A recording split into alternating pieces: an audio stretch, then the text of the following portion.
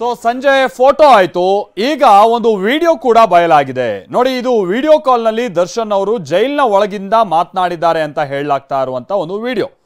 So ಈ video ಇದೀಗ TV9ಗೂ ಕೂಡ ಲಭ್ಯ ಆಗಿದೆ. ಇದರಲ್ಲಿ ದರ್ಶನ್ ಒಂದು ಕೋಣೆಯಲ್ಲಿ ಕೂತಂತಹ ರೀತಿಯಾಗಿ ಕಂಡು ಬರ್ತಾ ಇದೆ. ಮೈ ಮೇಲೆ ಅವರು ಟವಲ್ ಹಾಕೊಂಡಂತ ರೀತಿಯಾಗಿ ಏನೋ ಕಂಡು ಬರ್ತಾ ಇದೆ. ಮತ್ತೋರ್ವ ವ್ಯಕ್ತಿಗೆ ಅವರೇನೋ ವಿಶ್ ಮಾಡ್ತಾ ಇದ್ದಾರೆ. ಈ ವಿಡಿಯೋ ಇದೀಗ ಬಹಳ ವೈರಲ್ ಆಗಿರುವಂಥದ್ದು.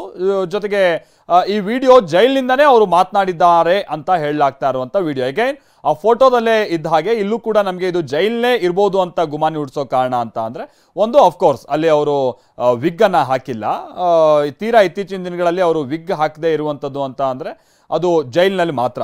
ಅದು ಕೆಲ ದಿನಗಳಿಂದ ಅದನ್ನು ತೆಗೆದಿದ್ದಾರೆ. ಸೊ ಈ ವಿಡಿಯೋ ಕಾಲ್ ಕೂಡ ನೋಡ್ಬೋದು. ಆಮೇಲೆ ಆ ವಿಡಿಯೋ ಕಾಲ್ನಲ್ಲೂ ಕೂಡ ನೋಡ್ಬೋದು.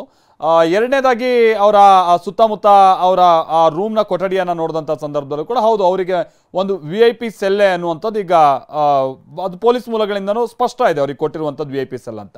ಬಹುಶಃ ಇದೇ ಇರಬಹುದು ಅಂತಲೂ ಕೂಡ ನಾವಿಲ್ಲಿ ಭಾವಿಸಬಹುದಾಗಿದೆ.